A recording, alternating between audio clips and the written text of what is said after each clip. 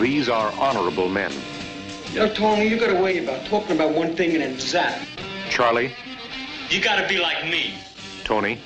Just be sure and tell him to be here tonight, all right? Michael. Giovanni. You're still around that kid, Johnny Boy. This Johnny Boy is named after me. Nice, huh? Oh, sure. But this Johnny Boy is a little bit like your friend Groppy, half crazy. I understand you try to help him out because of our family and his family. But that's nice, I understand. But watch yourself. Don't spoil anything. Honorable men go with honorable men. 4 honorable men. And Johnny Boy. Hey, there ain't nothing wrong with me, my friend. I'm feeling fine. Keep your mouth shut. We're not gonna pay. We're not paying. Joey, but why? We just said we were gonna have a drink. And we don't pay mooks. What's a mook? A mook? What's a mook? I don't know. What's a mook? You can't call me a mook. I can't? No. I'll give you Honorable men.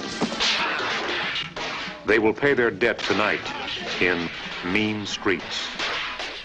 Today, we all know Martin Scorsese is one of the greatest, if not greatest, directors of the past 50 years. However, in 1972, he was a relative unknown until a raw, grimy look at organized crime in the streets of New York propelled him into the American cinematic vernacular. This film is Mean Streets. In this film, Harvey Keitel plays Charlie, a Catholic, guilt-ridden street hood.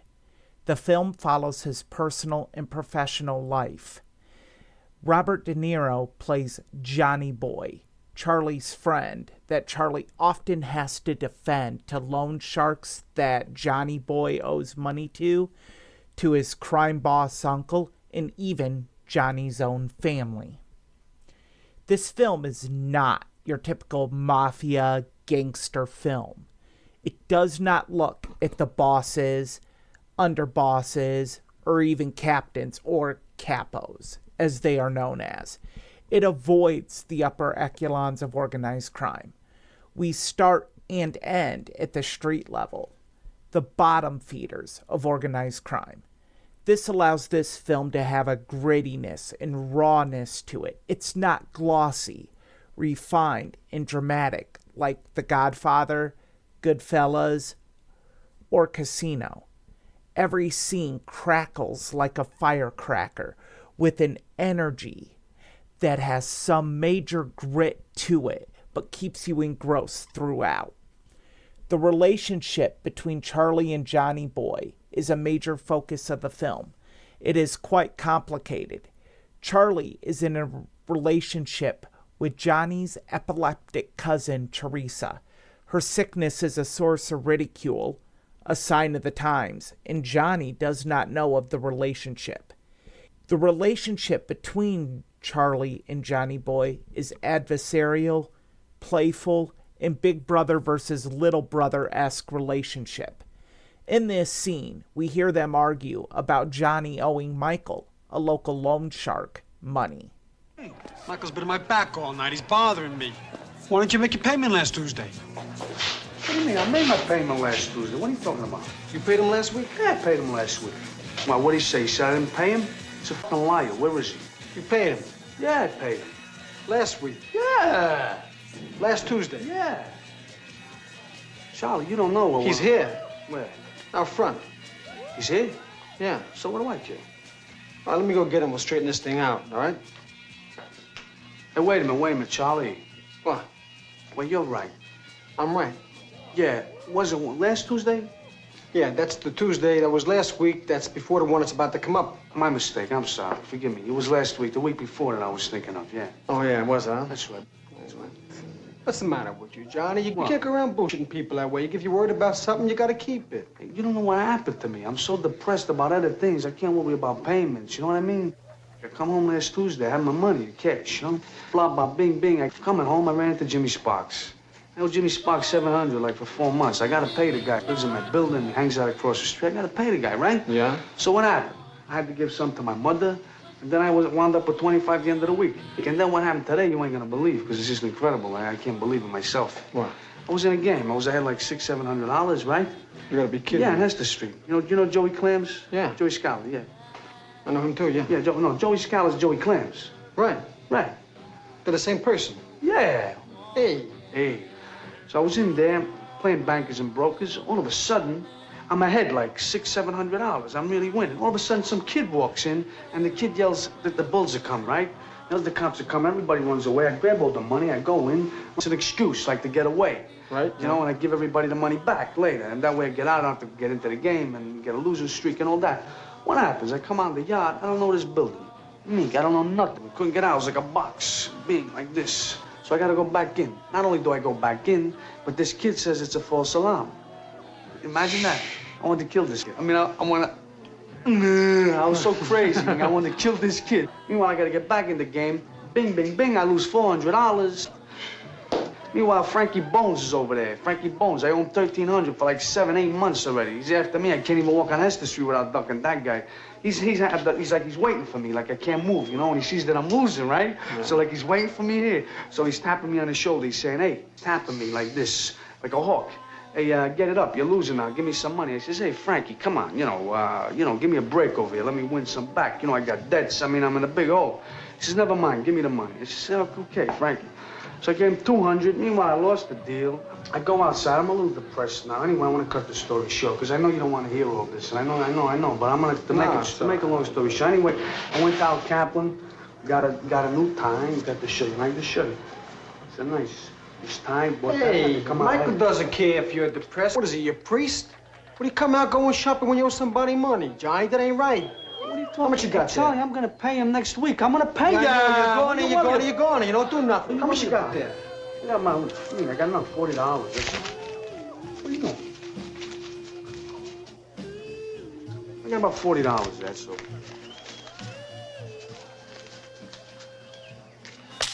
What?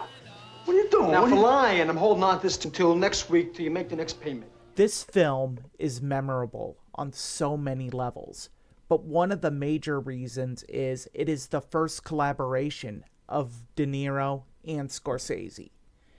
Even though it is their first time working together, viewers can see it works. Both are quite unrefined with it being early in their careers, but there is this kinetic energy between actor and director that just truly dazzles the audience. This comes across when Johnny Boy explains to Michael why he doesn't pay him what he owes. Where's the rest? Yeah, where's the rest? Well, I bought a few rounds of drinks over here while I was waiting, you know what I mean? Tony says my credit ain't no good no more.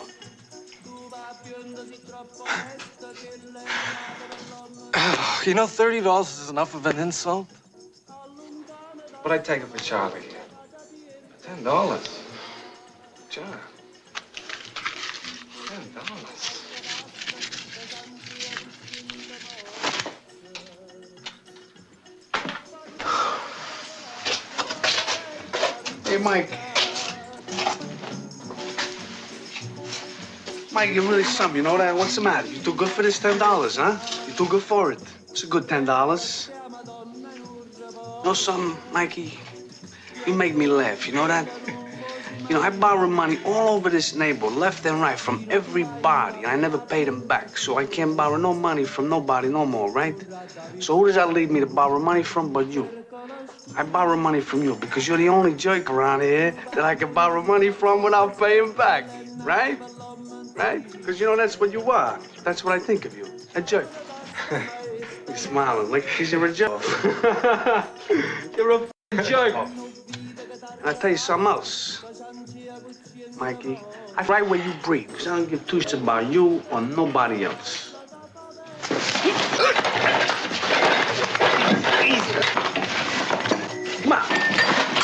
Come on. Lost in all of the violence and seedy underworld activity is the relationship between Teresa and Charlie. One can see that they genuinely have a love, respect, and admiration for each other, and yet cannot truly be together. This is due to a variety of reasons, mainly Charlie's dedication to his neighborhood and crime work within that neighborhood. The following clip shows the complexity of their relationship and why togetherness just isn't in the cards for these two. I hate the sun. Come on, let's go inside, will you? What else do you hate?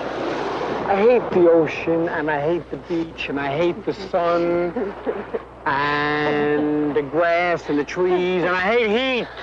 Charlie, what do you like? I like spaghetti and clam sauce, mountains, Francis of Assisi, chicken with lemon and garlic, and John Wayne.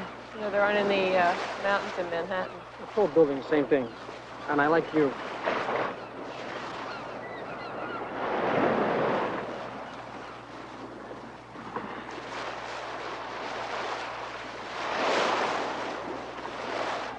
I like it here alone. You know, I'm really gonna take that apartment. The one uptown. Are you? Yeah, I'm really gonna do it. Why don't you do it this time? Oh, I am. I'm gonna. The hell with my music. It's gonna take it on I think that'd be a good move. me. I'm gonna do it. So what are you waiting for? Teresa.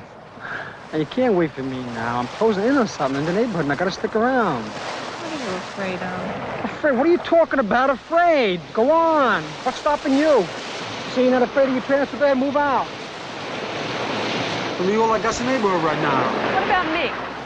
Just the neighborhood and those guys down there. That's all that's important to me right now. Right, guys like my cousin Johnny. No, not exactly your cousin Johnny. Well, I hope not, because he is crazy. I mean, he is driving me nuts. I don't know how you can be with him all the time. He's like an insane person. What is the matter with you? How can you talk to him about him as your own cousin? It's terrible. Who's going to help him if I don't? What's the matter? Nobody tries anymore. Tries what? Just tries to help. That's all. Help people. Francis of Assisi had it all down. He knew. What are you talking about? He knew. What are you talking about? St. Francis didn't run numbers. Me neither. I don't run numbers.